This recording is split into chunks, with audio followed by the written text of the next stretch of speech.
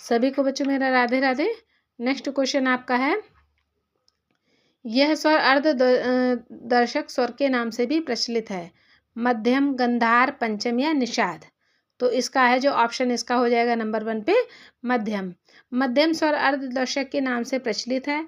उत्तर भारतीय संगीत में मध्यम स्वर का बड़ा महत्व है। इस स्वर के द्वारा हमें यह मालूम होता है कि अमुक राग का गायन दिन में है या रात में है, और इस मध्यम स्वर को है जो अर्धदर्शक स्वर कहते हैं। फिर नेक्स्ट क्वेश्चन है, उस्ताद अल्लाह रखा खां को किस सन में पद्मश्री के नाम से है जो सम्मानित किया गया था? क्या 1976 में, 1977 में, 1978 में, 1979 में? तो इसका ऑप्शन नंबर हो जाएगा बच्चों 2 नंबर।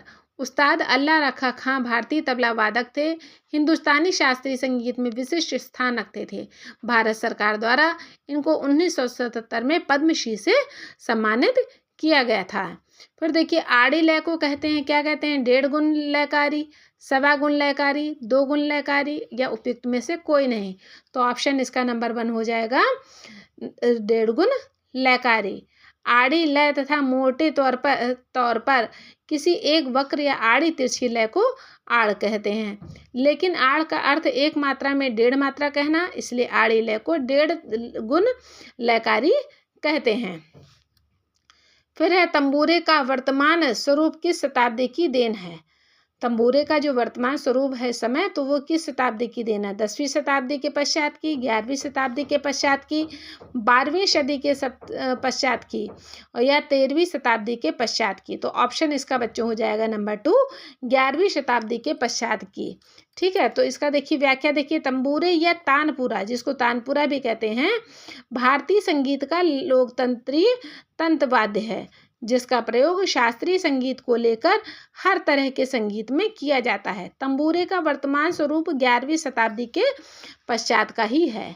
नेक्स्ट क्वेश्चन आपका है, राग शुद्ध कल्याण किन रागों के मिश्रण से बना है? कल्याण और भूपाली, कल्याण और विहाग, कल्याण और देशकार, या इनमें से कोई नहीं?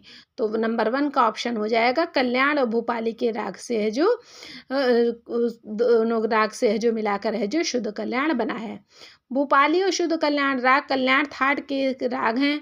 इनके दोनों औड़व आरोह औड़व जाति के हैं। इनका वादी स्वर गंधार और संवादी धैवत है। दोनों ही रागों में माँ और नी स्वर वर्जित है। ये भी पूछा जाता है क्वेश्चन, ऐसा कौन सा राग है जिसमें है जो माँ और नी दोनों स्वर वर्जित हैं? फिर है, बालकृष्ण बुआ इचल करंजकर के गुरु का नाम क्या था? गुड़ बुआ, मिराशी बुआ, बाटे बुआ या देवजी बुआ? तो इसका 4 ऑप्शन हो जाएगा देवजी बुआ। बालकृष्ण बुआ इचल करंजकर के गुरु का नाम देवजी बुआ है। फिर है, गायक उत्तेजकी मंडली के संस्थापक कौन है? बी.डी. पलुस्कर, बी.एन. भातखंडे, नारायण राव व्यास या शंकर राव पंडित? तो इसका ऑप्शन नंबर बच्चों इसका भी 4 नंबर का ऑप्शन हो जाएगा शंकर राव पंडित। अब देखिए इसका स्टेटमेंट, गायक उत्तेजक मंडली के संस्थापक शंकर राव पंडित जी थे, जो 1884 में भातखंडे बॉम्बे में एक संगीत प्रशंसा समाज गायक उत्तेजक मंडली के सदस्य बन गए, जिन्होंने संगीत प्रदर्शन और शिक्षण के साथ अपने अनुभव को व्यापक किया। फिर नेक्स्ट क्वेश्चन बच्चों है, सितार में कितने पर्दे बांधने पर वह अचल थाट का विस्तार कहलाता है? मतलब कितने पर्दे बांधे जाते हैं? 20, 24, 25 या इनमें से कोई नहीं? तो सितार में 24 पर्दे बांधने से वह अचल थाट का सितार कहलाता है। सितार वीणा और ईरानी तंबूरा का मिश्रण है। इसका अधिकतर आविष्कार है जो अमीर खुसरो ने किया था। फिर नेक्स्ट क्वेश्चन है आपका, मध्यम ग्राम का स्वरांतर क्या है? 4 3 2 4 4 3 2 4 3 2 4 3 4 2, फिर 3 4 4 3 4 3 2। तो इसका ऑप्शन आपका हो जाएगा नंबर 2 पे 4 3 2 4 3 4 2। अब देखिए, मध्यम ग्राम का स्वरांतर 4 3 2 4 3 4 2 है। ग्राम के प्रकार बताए गए हैं, षडज ग्राम, मध्यम ग्राम और गंधार ग्राम। श्रुति से स्वर और स्वर से ग्राम की रचना हुई। फिर है, पंडित शारंग देव ने कुल कितने ग्राम राग नामों का उल्लेख किया? 369, 364, 497 या 306? तो ऑप्शन इसका हो जाएगा नंबर 2 पे 364। तो पंडित शारंग देव ने कुल कितने राग नामों का उल्लेख किया था? 364। 13वीं शताब्दी के उत्तरार्ध में शारंग देव ने संगीत रत्नाकर की रचना की।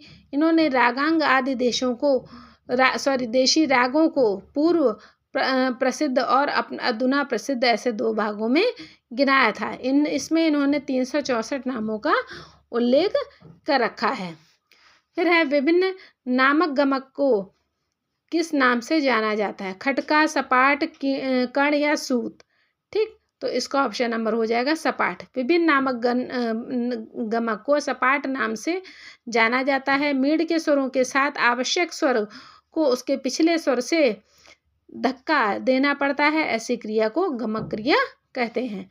फिर है पंडित किशन महाराज के संगीतज्ञ के दत्तक पुत्र थे?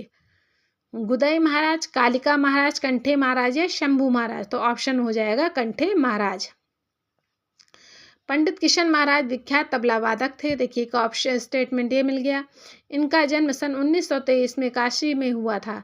पिता के देहांत के बाद उनके चाचा पंडित बलदेव सहाय के शिष्य थे। पंडित कंठे महाराज उनकी शिष्या का कार्यभार संभाला, शिक्षा का कार्यभार संभाला। फिर है पंचम सवारी में ताल में विभाग है। देखिए बीच बीच में क्वेश्चन भी आपके ताल से रिलेटेड भी आते आ रहे हैं और कैसा क्वेश्चन आपका बनता है, पेपर बनते हैं, ये भी आपको सब देखने को मिल रहा है।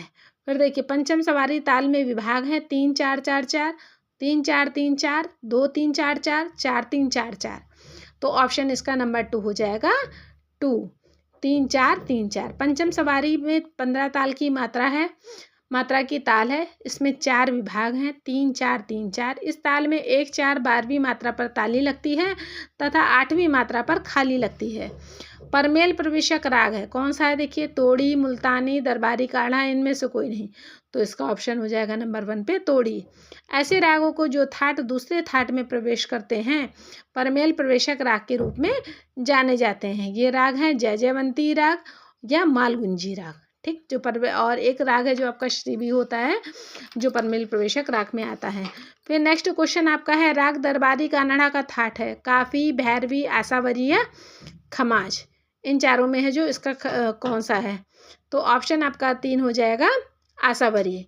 राग दरबारी कानड़ा थाट का राग है। इसकी जाति संपूर्ण वक्र है। इसके गाने का समय रात्रि का 3सा प्रहर है और इसको तानसेन ने बनाया है। यह राग शांत और गंभीर वातावरण पैदा करता है। तो बच्चों आई होप आपको है जो बहुत अच्छे समझ में आ गया होगा। ठीक है, कैसा लगा आपको ये क्वेश्चन आंसर तो वो भी प्लीज़ आप कमेंट में बता दीजिएगा। हमारे चैनल को लाइक, सब्सक्राइब और शेयर ज़रूर कर दीजिएगा। धन्यवाद, आपका दिन शुभ हो।